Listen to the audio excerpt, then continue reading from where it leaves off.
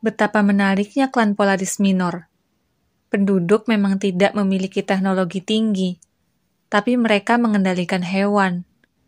Jika di Polaris pengendali hewan langka, di sini ada di mana-mana. Sistem irigasi pertanian misalnya. Petani menyuruh belut raksasa membantu mereka. Seperti pipa besar sambung menyambung, belut-belut itu mengairi lahan luas. Untuk membuat tanah gembur, mereka menyuruh puluhan kerbau bertanduk 4 berlarian mengentakkan kaki. Kemampuan komunikasi mereka dengan hewan tidak setinggi Nou yang bahkan bicara dengan tumbuhan.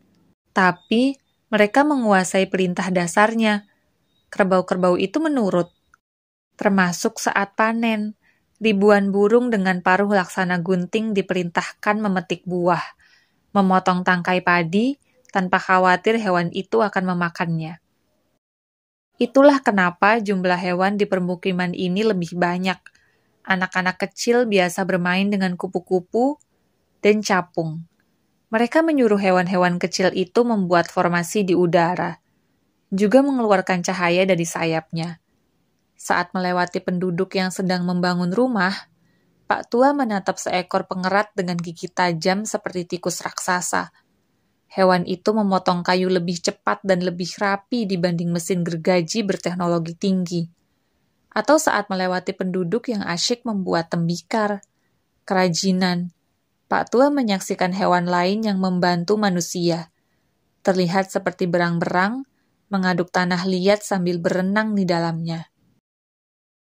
Dulu, siklus siang dan malam itu berjalan tenang. Zat, si kurus tinggi memutuskan bercerita lebih detail. Ratusan permukiman di klan ini dihuni oleh pengendali hewan yang hidup damai. Kami menyebutnya dengan istilah golongan terang, pemilik siang, pengendali cahaya, dan beberapa panggilan lain. Mereka mengendalikan hewan-hewan untuk membantu kehidupan. Hewan-hewan jinak, bersahabat, yang bisa hidup bersama manusia, pengendali hewan domestik.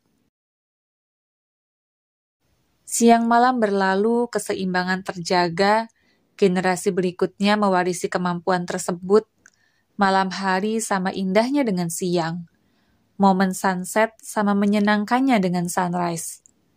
Hingga suatu hari, ada beberapa penduduk yang mulai mencoba melakukan bonding dengan hewan-hewan liar yang buas. Mereka mulai mencari cara melakukannya, membuat percobaan, berkali-kali dilakukan gagal, mencoba lagi dan lagi. Ratusan siklus malam berlalu, mereka ternyata berhasil melakukannya. Itu awalnya terlihat hebat, saat penduduk bisa mengendalikan serigala, atau ular besar, atau hewan purba. Penduduk berseru takjub, menatap hewan-hewan itu yang terlihat jinak, bisa diatur. Apa yang perlu ditakutkan? Hewan-hewan besar itu dengan mudah membajak sawah dalam hitungan menit, juga menyelesaikan pekerjaan lainnya. Hewan-hewan itu bisa didomestikasi, menjadi hewan jinak, bersahabat dengan penduduk. Tapi penduduk tidak menyadari, bonding itu membawa dampak buruk kepada manusia. Penduduk yang melakukannya perlahan-lahan mulai rusak. Kesadarannya, cara berpikirnya, dirusak oleh sifat alamiah hewan buas tersebut. Mereka berubah, hingga suatu titik tidak lagi bisa dikenali. Entahlah, apakah mereka yang mengendalikan hewan-hewan tersebut, atau sebaliknya, mereka yang dikendalikan. Kekacauan pertama meletus. Hewan itu mengamuk bersama pengendalinya, menyerang siapapun. Bahu-membahu, penduduk permukiman berhasil mengusir mereka dengan hewan-hewannya. Zat, si kurus tinggi menghela napas pelan. Pak Tua dan Gil memperhatikan, melupakan sejenak pemandangan sunset yang menakjubkan. Sayangnya, masalah tidak selesai hanya dengan mengusir mereka. Itu malah memperburuk situasi. Para pengendali itu terasing hidup di hutan-hutan lebat, kawasan penuh dengan hewan buas, bertahan hidup di sana, membunuh atau dibunuh, berburu atau diburu. Kerusakan itu semakin parah.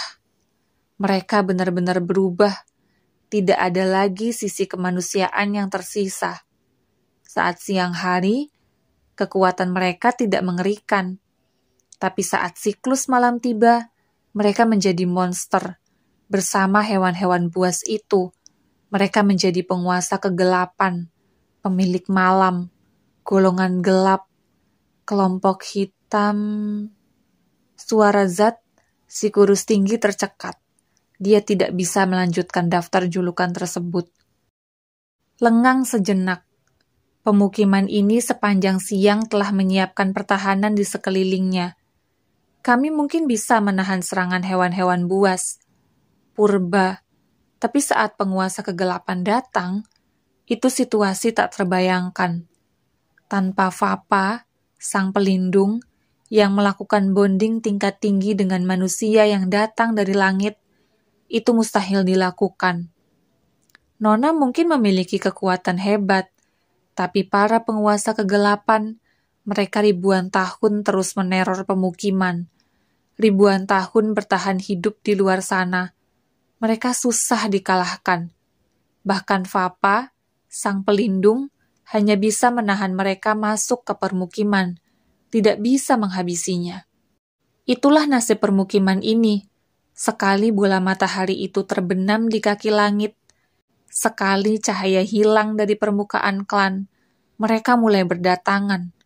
Tempat ini akan jadi lokasi horor sepanjang malam.